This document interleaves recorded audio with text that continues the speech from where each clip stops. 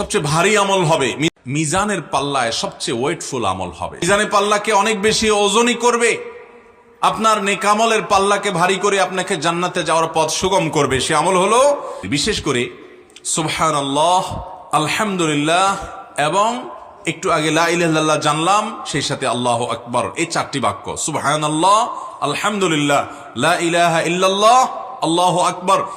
যত জিকির এবং দোয়া আছে আপনারা দেখবেন যে ঘুরে ফিরে এই চারটি বাক্যের ব্যবহার সবচেয়ে বেশি করতে বলা হয়েছে। এই জন্য নবী করিম সাল্লাল্লাহু আলাইহি ওয়াসাল্লাম সহিহ মুসলিম বর্ণিত হাদিসে বলেছেন, আলহামদুলিল্লাহি তামলাউল মিজান। যদি কেউ আলহামদুলিল্লাহ বলে তো এটা মিজানের পাল্লাকে পরিপূর্ণ করে দিবে।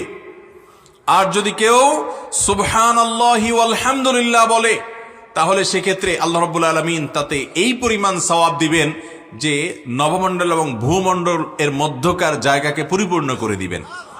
যদি একবার সে সুবহানাল্লাহি ওয়া আলহামদুলিল্লাহি এইভাবে বলতে পারে, সেই কামনা বাক্যে এটার অর্থ বুঝে মোহাব্বতের সাথে আল্লাহ তাআলা যে মান এবং কোয়ালিটি চান সেই কোয়ালিটি নিশ্চিত করে, অতএব বেশি বেশি করে মোহাব্বতের সাথে ধীরস্থিরতার সাথে আমরা এই তাসবিহ তাহমিদ পেশ করব।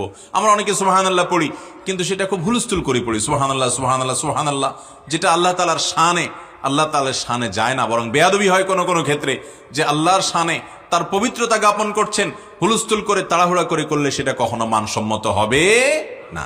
ভাইরা আমার, এই সম্পর্কে যে হাদিস একটা ইতিমধ্যে আমরা জানলাম যে আলহামদুলিল্লাহ এটা মিজানকে পরিপূর্ণ করে কিয়ামতের ময়দানে করবে। আর সেই সাথে সুবহানাল্লাহি ওয়া আলহামদুলিল্লাহ এটা বান্দার আমলের মধ্যে এই পরিমাণ সওয়াব যোগ করবে যে নবমণ্ডল ভূমণ্ডলকে পরিপূর্ণ করবে। সেই সাথে বুখারীর একটা হাদিস আছে, আপনারা সবাই হাদিসটি কম বেশ হয়তো শুনেছেন, বুখারীর সর্বশেষ হাদিস। নবী করিম সাল্লাল্লাহু আলাইহি ওয়াসাল্লাম বলেছেন, কালিমাতানে খাফিফাতানে আলাল লিসান সাকিলাতানে ফিল মিজান হাবিবাতানে ইলার রহমান। দুটি বাক্য আছে যে বাক্যগুলো মুখে বলতে খুবই সহজ অথচ আল্লাহর কাছে খুবই প্রিয়, আর মিজানের পাল্লায় অনেক বেশি ভারী হবে। সে বাক্যগুলো কি? সুবহানাল্লাহি ওয়া বিহামদিহি সুবহানাল্লাহিল আযীম, সুবহানাল্লাহি ওয়া বিহামদিহি সুবহানাল্লাহিল আযীম।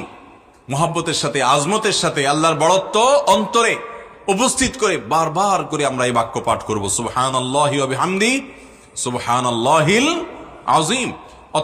অর্থাৎ আমি পবিত্রতা বর্ণনা করছি আল্লাহ রাব্বুল আলামিনের প্রশংসা সহকারে পবিত্রতা। সুবহানাল্লাহিল আযীম, আল্লাহ রাব্বুল আলামিন পবিত্র, মহান আল্লাহ পবিত্র, তার পবিত্রতা জ্ঞাপন করছি। যে সুবহানাল্লাহ, আলহামদুলিল্লাহ, এই বাক্যগুলোর ওজন এত বেশি যে নবী সাল্লাল্লাহু আলাইহি ওয়াসাল্লাম বলেছেন,